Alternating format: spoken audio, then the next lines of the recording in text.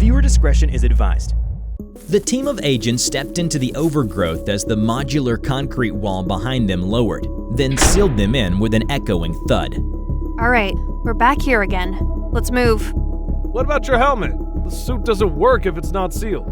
I lost it somewhere in the foliage last time we were here. No worries though. This might help me interact with it more peacefully. I have a plan. And it involves the entity being able to see your pretty little face? You've seen what it can do! That thing sliced Elkhart's arm clean off like a hot knife through butter. Trust me. Just follow my lead. The team advanced slowly towards the overturned car where they'd encountered the entity in an earlier mission. Suddenly, the foliage around them began rustling, followed by a roar emanating from afar. Get ready, here it comes! Tendrils emerged from within the foliage and coiled together to form a humanoid entity.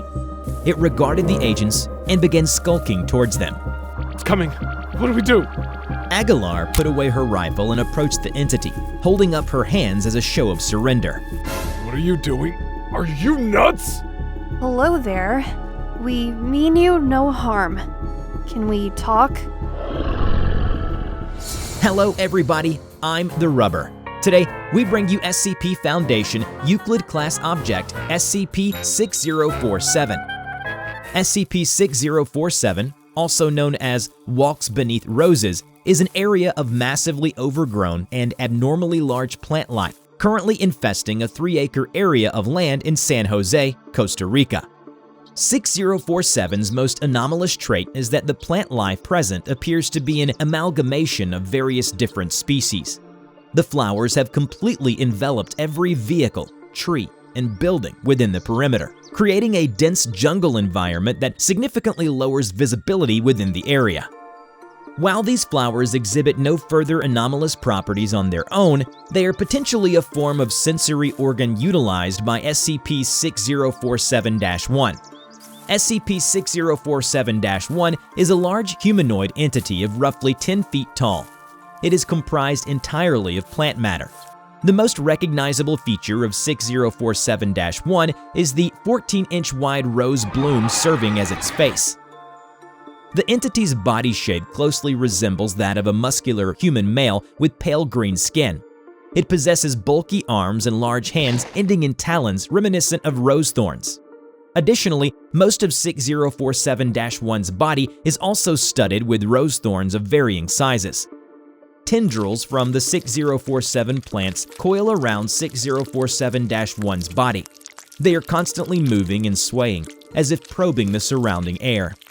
6047-1 possesses the ability to disassemble its body into its constituent vines before vanishing into the undergrowth of 6047, then reassembling in a nearby location. It can also command the 6047 vegetation, directing the tendrils to attack or ensnare designated targets. Despite having no visible eyes, it is acutely aware of the positions of any living organism within 6047. It is theorized the entity can sense physical contact being made with any 6047 instances. Thus, the plants can be seen as an extension of 6047-1's senses. SCP-6047 first emerged in a parking lot in Costa Rica on September 6, 2022. The vegetation's rapid spread across surrounding buildings and vehicles resulted in multiple car accidents and at least 3 fatalities. Pedestrians caught within the expansion were quickly ensnared in the overgrowth. It is believed that 56 people are currently trapped within the confines of 6047. The Foundation dispatched a team of agents to investigate 6047. They were equipped with protective suits, flamethrowers, along with military-issued machetes and assault weaponry. The team began traversing through the dense 6047 underbrush with Aguilar and Elkhart in the lead. They cut out a path using their machetes. Progress was sluggish due to the thick vegetation and obscured obstructions littering the path ahead. As they approached an overturned car, loud rustling erupted from the foliage in all directions. The team quickly formed a perimeter around the car. Several tendrils rose from the foliage and began intertwining, forming 6047-1. Once its formation was complete, it began approaching the team. You! Stay back, or I will shoot! Does it even understand us? The entity hesitated, stopping in its pace. Yeah, I think it does. Out of nowhere, an unidentified man ran out from an alleyway next to the car. He ran towards the entity and started spraying it with an unidentified chemical canister, cursing at it non-stop. The entity recoiled in pain.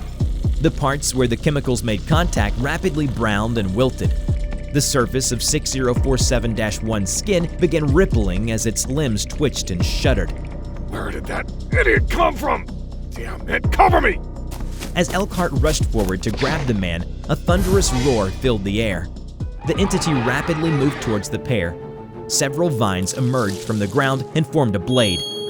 Elkhart drew his machete and stepped in front to block the incoming blow, but to no avail. The blade easily broke Elkhart's machete and severely wounded him. Aguilar dropped her assault rifle and grabbed Fuentes' flamethrower. Cover me, I'm going for it. Fuentes opened fire on the entity with his assault rifle. However, it did not react to the bullets piercing through it. When Aguilar got close to 6047-1, she aimed the flamethrower at it and let loose. The stream of fire burned and charred the entity's body, causing its movement to become erratic and feral. As it wildly swung its tendril arms about, one of them hit Aguilar in the head, knocking her down and her helmet away. The entity turned to face Aguilar. It made a series of complex hand gestures at her before its body unwound and disappeared into the underbrush. Worried, Fuentes ran up to Aguilar. You okay? You hurt anywhere? I think I understand it. What are you saying? It was using sign language. The team returned to Foundation Base along with the man. A few days later, another expedition into 6047 was conducted. This time, Aguilar led the team, as Elkhart was out of commission. Carter was assigned as second lead. They re-entered Site 6047 and returned to the spot where they previously encountered 6047-1. Soon after they arrived, the entity formed itself from the foliage and presented itself in front of them. Hello there. We mean you no harm. Can we talk? Aguilar approached 6047-1. Cautiously, the other agents trained their weapons at the entity. They waited a while, anticipating any sudden movement from the entity. But nothing happened. Aguilar then slowly raised her hands and repeated her message. The entity moved slightly, as if it had understood her. It then raised its hand and responded in similar fashion. What's it saying? It's saying, no harm. Do not want harm. Bad water burns. Please follow. It wants us to follow. The team followed 6047-1 down a series of winding alleyways. After 3 minutes, the team emerged into a large clearing with significantly less vegetation. In the middle lay a nest of large 6047 leaves.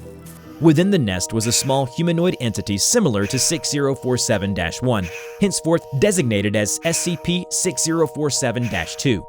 It was curled up in a fetal position and appeared to be unconscious. Various patches of its skin were wilted to the point of turning completely black. 6047-1 turned towards Aguilar and signed, "She is friend. Sick. Bad water. Too much." What is the bad water? She signed back. It unwound its right arm and stretched its vines out, coiling them around a discarded silver canister, before pulling it close and handing it to Aguilar. Bad water. Why are people attacking you with this? What are you? How did all this happen? The entity signed. According to it, it had been living among human society unseen, until one day the town folks discovered it and decided to fight it. When conventional weapons didn't work, they turned towards using chemicals, i.e. the bad water. I can guess what happened to her. All right, I'll go bring in some of my, gardeners, and we'll help save her. Hang in there, okay? The entity nodded. Later, the team returned with a team of Foundation researchers. They analyzed 6047-2 and performed a surgery to extract a crushed canister from within its body. 30 minutes later, it regained consciousness. It sat up within the nest of leaves and examined the team with apparent curiosity. The entities communicated with each other using sign language. Then, 6047-2 turned towards Aguilar.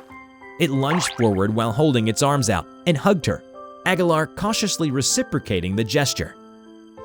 The overgrown vegetation of 6047 was swiftly removed from the affected area with the aid of 6047-1 and 6047-2. The entities were then relocated to a climate-controlled enclosure within the Botanical Containment Site 317 in the Costa Rican jungle. Due to the even temperament of the entities and the beautiful conditions of their enclosure, site supervisors have authorized the enclosure's usage as a recreational area for site personnel. We hope you enjoyed today's video.